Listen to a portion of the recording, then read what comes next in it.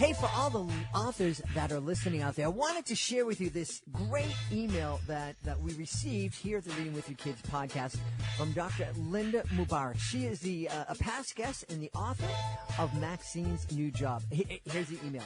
Dear Fatima and Jed, good news!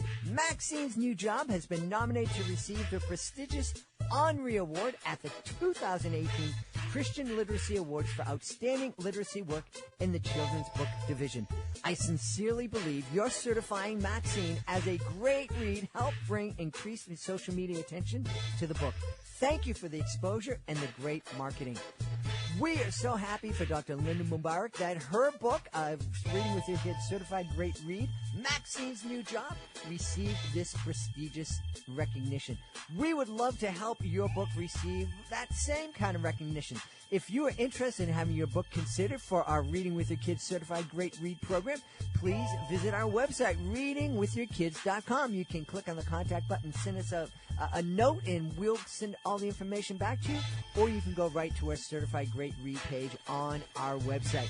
It's fun, it's easy, and it is really an effective way to let the world know that your book stands out above all the rest. The Reading with Your Kids Certified Great Read program. Reading with Your Kids.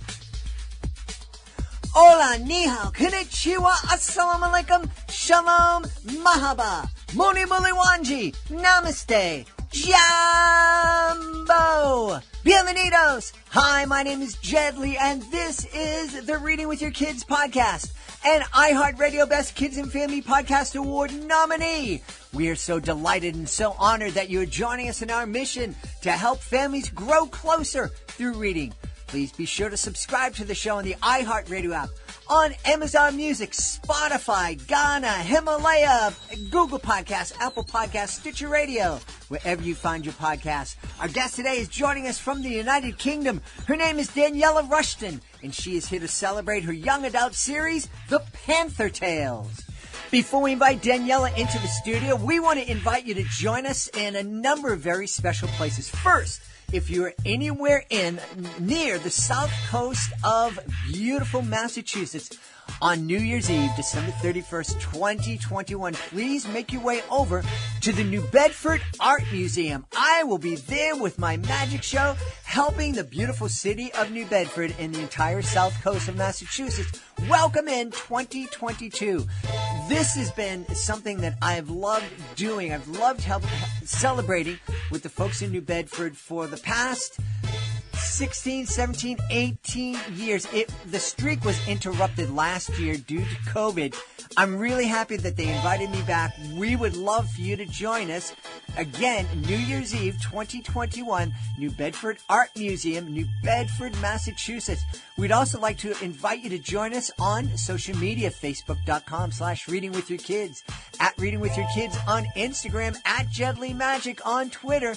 And we would love it if you could visit our website, readingwithyourkids.com. Sign up for our free newsletter and be sure to use that contact button at the top of the page if you'd like to send us a message. Joining us right now from the United Kingdom, our guest is here today to celebrate her wonderful young adult series. It's called The Panther Tales. Please welcome to the show, Daniella Rushton. Hey, Daniella, how are you? I'm good, thank you, Jed. Yes, great, thank you. It's great to speak to you today. Tell us all about The Panther Tales, please. Okay, sure. Well, it's a fantasy trilogy. It's for everybody, but it's written really for middle grade young adult. Book one is called The Watchers and the Gifted Ones, and it follows the story of a teenage girl called Hannah, who is born into the world of the Watchers and the Gifted Ones, where everyone is born with the freedom to receive the gift, in most cases, of imaginary power from the great star of the cosmos. Hannah comes from a small market town in England called Ashby by the Sea, and she's a twin to Amelia, and her mother Belinda is gifted and keen for Hannah to discover her gift. So she persuades Hannah's father Tim to send her to stay with her grandmother Minnie, who is also gifted and lives in America. Whilst there, in Minnie's extraordinary home, she discovers she possesses this new, extraordinary, imaginative, powerful gift and befriends a life-size copper panther, of a statue of a panther on Millie's shelf, which becomes, through her power, a winged panther. She also learns about the Watchers, who are equally gifted but have lost their faith and belief, sadly, in their gift for whatever reason, and want to take the gifted one's joy away and destroy their power. So, over time, they've developed their powers to watch the gifted. And so, Hannah's quest begins to fight the dark forces that are watching and waiting. And that's the Panther Tales. That's book 1. I've also written book 2, which is The Queen in the Powerful Pendant. And the narrative follows Hannah's return to her hometown in Ashby, and her quest continues. And I'm currently writing book 3. So that's the trilogy. This sounds like a really fun series. It definitely sounds like a series. Thank you. Definitely sounds like a series I would have been all into when I was a kid. I was very much into fantasy and horror and ghost stories and all of that. I'm amazed. I'm at a point, I'm almost 100 years old right now. So, it's been a long time since I was in, middle school and high school. But I have a hard time keeping the storylines and the characters and the powers associated with different characters and the physics of these, fantastical universes straight when I'm watching a TV show or reading a novel. How do you do that as an author? How do you remember that, in chapter 1, I said the world can turn upside down and that kind of thing? Yeah. Well, the thing is, Jed, I'm a self-taught writer, so I come from quite a creative background. I went to the London College of Fashion, but I'll tell you all about that later on. But regarding my writing, I've had to learn everything, and I've developed quite a passion for what you're describing is world building in Fantasyland. And it's been quite good, really, sort of being self-taught, because I've developed my own systems. And you're quite right. I'm quite a methodical person. I've got an amazing imagination, but I've had to create what I call is the Bible. So every time something's occurred in my world that I've created, I've written it down in the Bible. I've got all my characters there. I've got the world that they live in, what it looks like, what they dress like, what their names are. I've even got family trees. And this world building is something that will never ever stop, and I continue to have to add to. It's a little bit like a painting and adding layers to a painting. And so when I am writing, to answer your question, oh gosh, yes, I'll often have to refer to my Bible is right by me, and I'll be flicking through, and because obviously you have to make sure that every single detail is correct. And you need to make sure that each character is, one day they can't have blonde hair and the next day brown hair. And obviously the shops are the same, where they might shop, and their dislikes, even their habits. But particularly in fantasy writing, you've got to be spot on. Absolutely.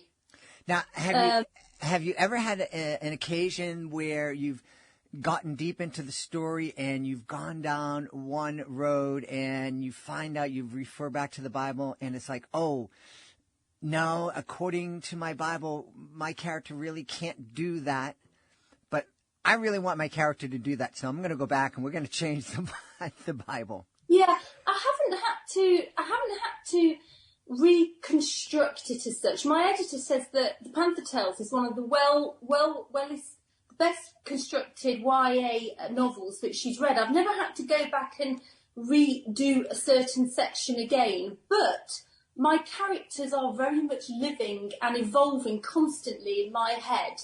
So obviously there are going to be elements that might change, that I might need to go back and readdress, but not in any big way yet. But I'll never say never. You mentioned that you have this great imagination and great background in being a creative. Can you talk a little bit about the road that brought you to be an author of the Panther Tales? Absolutely. So, as I said earlier on, I really am a creative soul. I went to the London College of Fashion when I was in my late teens and lived in London.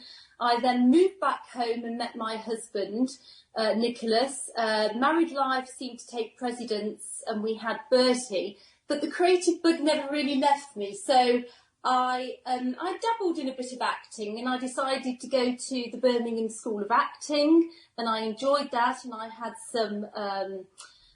some roles, some very minor roles, but I found that it took me away from home, and I'm quite a home bird. So I didn't really gel with that really, even though I loved getting into character and performing. But it was my son, Bertie, that challenged me to write a book. And so obviously my literary life was born, and it happened about the time that we bought our home in America. And as we were sort of decorating and refurbing the home, there was this huge, big, broad shelf by what we had. Very luckily, we had a big spiral staircase, and Nicholas and I hunted high and low for something to find to put on this shelf. And then one day we found it in a consignment store. It's this life-size copper panther, and I knew that a story for the book hinged upon that. And so the Panther Tales was born, and I worked on the concept during my time in the States. Wow. And I wrote the majority of the first book there. I've written the second book in lockdown in England, but I wrote the first book there. So yes, and it didn't take me long being creative to assemble that concept together. As while you were creating it, and it's been fascinating for me talking to authors, because authors do have so many different styles and ways that they write. As this Panther was inspiring you, did it inspire you to kind of create an outline where you were able to kind of outline the story, or did you just start writing and were amazed at where the story took you? No, as I said earlier on, I'm quite methodical. Mm-hmm. So I sort of did what I call a plan of the outline of the story. And even as I said earlier on, even when I'm writing, that can change. Because I am receptive and a very creative person, then something that might happen to me next week might affect what I'm going to write the following day when I'm writing, you know. So I did have this structure together, but it changed. It can change, but no, I did have the basic plot of what I thought would happen, but yeah, it changes as I go along.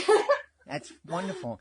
We love encouraging our families to read with their kids, not only with their babies when they're 4, 5, 6 years old on the couch, but to continue to read and co-read with your kids as they go through middle school, as they enter into high school.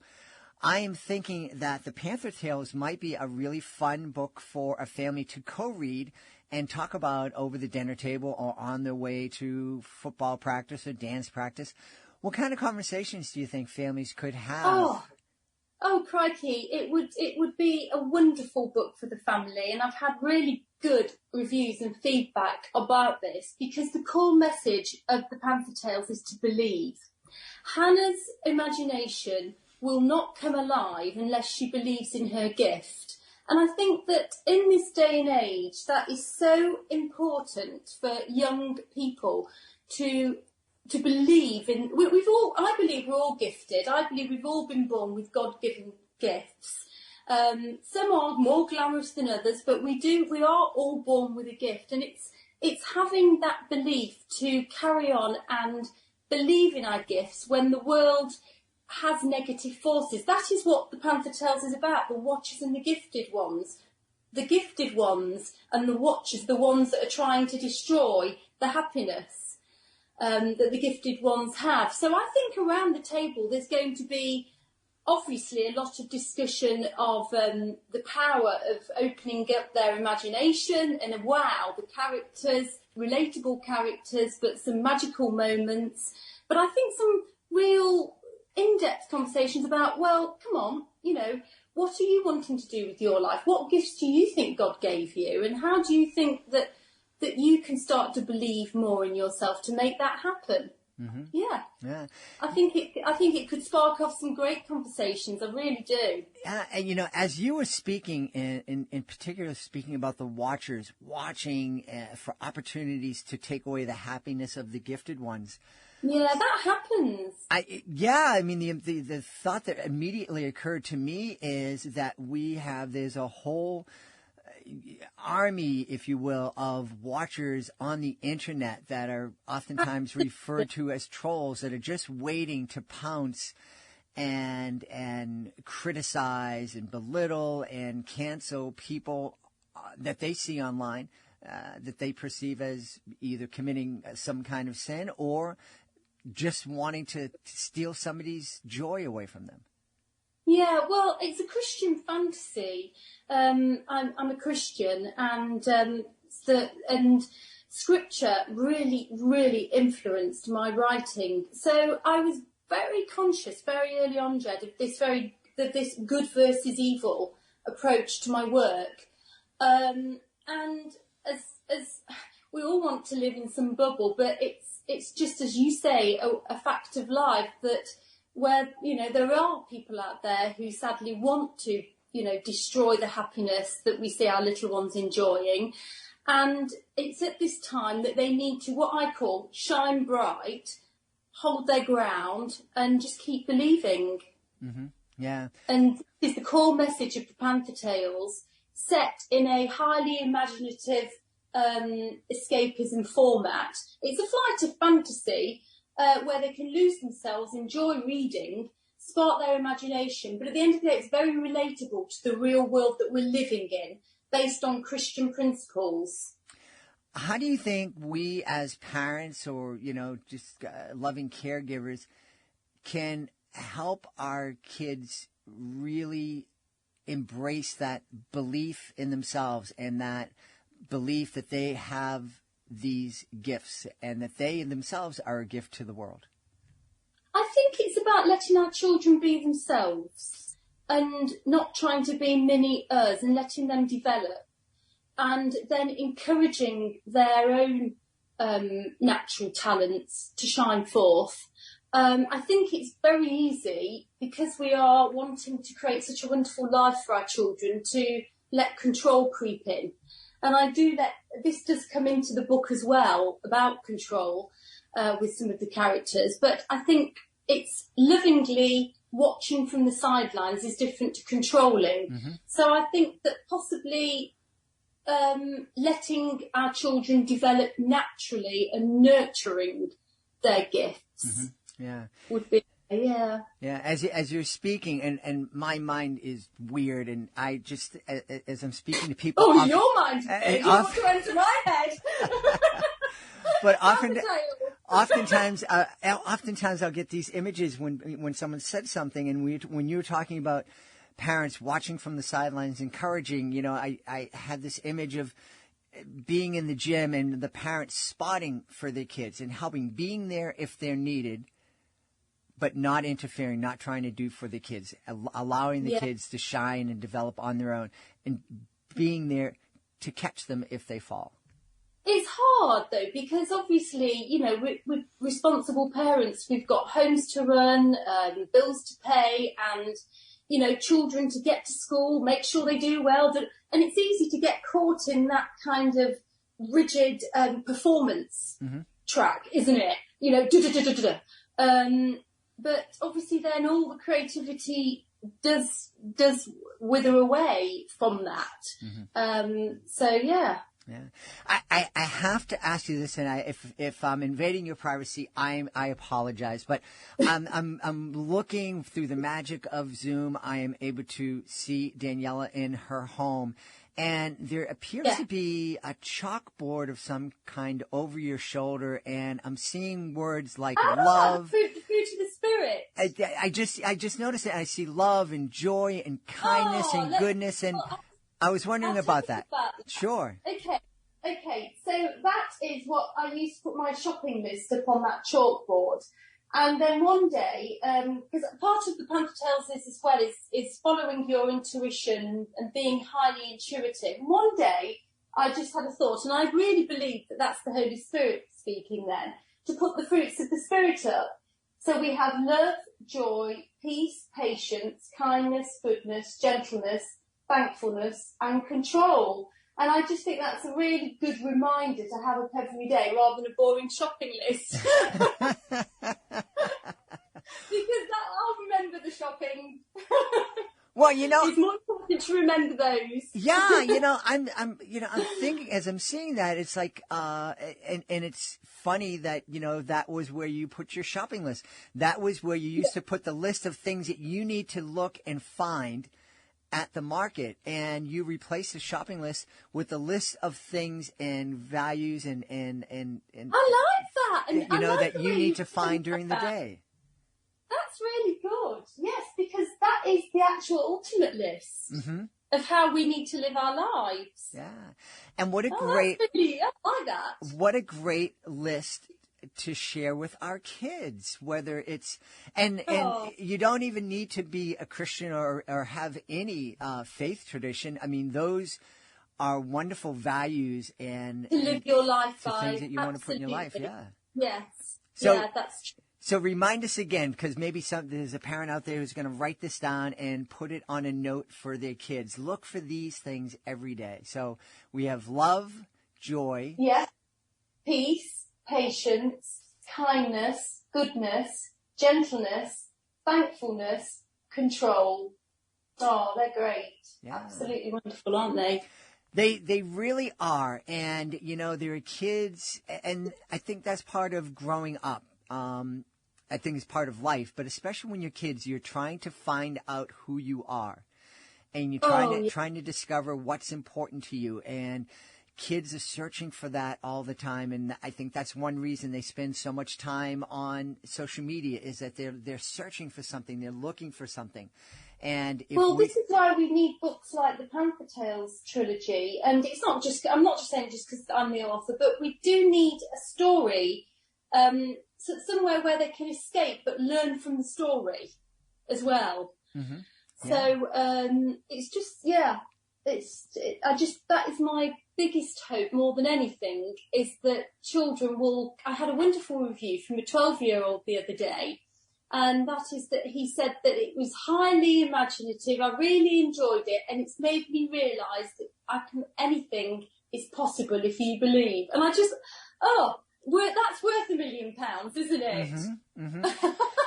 And it's an honest review because 12-year-olds won't give you their opinion unless they're oh my God, they don't beat around the bush, do they?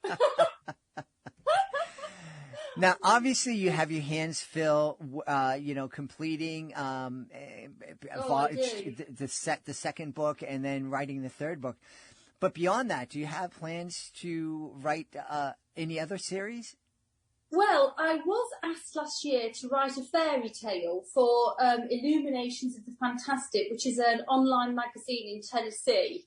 And that is called The Special Seed. That is available to read now. And I would like to collect a collection of fairy tales. My main effort at the moment is to obviously finish off the Panther Tales trilogy. And I'm looking, obviously, in my business life, I'm looking for a literary agent now to help me further my literary journey. So once I've sort of done that, I'd like to then concentrate on the fairy tales and probably put a book together with that. Oh, that would be a fairy tale book. Yeah, that would be a lot of fun. Yeah. Well, yeah. I know we were talking earlier about, kids are looking for different things, looking for meaning in their life, and we shared some great ideas that we can, great directions that we can lead our kids. Where can folks go if they want to find out more about you and the Panther Tales? Okay, well, I have a website, and it's very easy, www.thepanthertales.com. Book 1 is actually on Amazon now. I'm hoping that the second book won't be too long before that's published. But yes, it's all. I have my social media. I've got Instagram, Facebook, and Twitter. I'm on, and that's at the Panther Tales. Oh, wonderful, wonderful. Well, So, we love it. We love that you discovered that panther in California while I searching know, for something for I yourself. know. Parky, and he's called Parky the Panther. And at the time, Bertie, our son, had a friend called Parky staying. So he's called Parky the Panther. So there you go. There you go. Cool. Well, we've had a great time speaking about a lot of different things. It's gone so quick. Yeah, it's all revolved around the Panther Tales, a great YA series from our guest, Daniella Rushton. Hey, Daniella, thanks for being with us. Thank you, Jed. Thank you for having me and inviting me. Please be sure to join us for the next episode of the Reading with Your Kids podcast. Our guest will be Ruth Maley. Ruth will be helping us say goodbye to 2021 by reminding us how powerful gratitude is. We're going to be celebrating her brand new book. It's a Reading with Your Kids certified great read.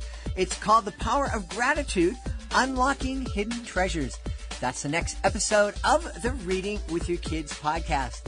Hey, if you're the author of a fantastic children's book, you may be frustrated at just how difficult it is letting people know about it. Do you realize there are literally thousands of books published every single month? That's not an exaggeration. Every single month, there are thousands of books published. It's really difficult to get noticed. We want to help you. We have so many different ways we can help you let the world know about your great book. Of course, you can be a guest on the Reading with Your Kids podcast. It's fun. It's easy. It doesn't cost a thing, and it gives you the chance to tell thousands of people about your fantastic book. You can also enter your book into our Certified Great Read program. It's a wonderful seal of approval program. If our panel believes that your book is worthy of 4 or 5 out of 5 stars, it becomes a Certified Great Read. And with that status comes a number of really powerful promotional tools. We also have our wonderful monthly promotion program that will celebrate your book through commercials here on the podcast, through messages to our 63,000 plus, by the time you hear this, it might be 65,000 plus social media followers. And also we'll have your book cover displayed on our nationwide network of digital pedestrian billboards. You can learn all about this and more by going to our website, readingwithyourkids.com. Click on the Authors Click Here button at the top of the page and scroll on down to our various services. Want to thank the folks who made today's show so wonderful. Of course, I want to start by thanking our guest, Daniella Rushton. Please be sure to check out the Panther Tales. Also want to thank my team, Alejandra Doherty, Fatima Khan, Rory Grady. I want to thank my beautiful wife for all the support she gives me. Most of all, we all want to thank you. Thank you so much for taking the time to join us today. And as always, thank you so very much for taking the time to make the world a better place by reading with your kids. I'll be looking for you in the next edition of the Reading with Your Kids podcast.